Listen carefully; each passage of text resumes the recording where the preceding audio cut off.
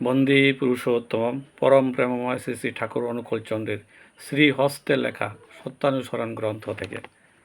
ব্যাকুলতা মানে বিজ্ঞাপন নয়ত, বরং হৃদয়ের একান্ত উদ্দাম আকাঙ্ক্ষা। স্বার্থপরতা স্বাধীনতা নয়ক, বরং স্বাধীনতার অন্তরায়।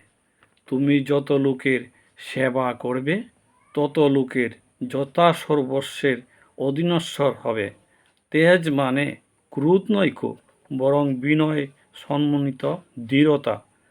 সাধু মানে জাদুকর নৈক, বরং ত্যাগী প্রেমী।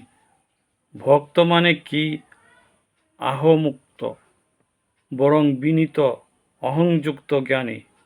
সহিষ্ণুতা মানে পলায়ন নৈক, প্রেমের সহিত আলিঙ্গন।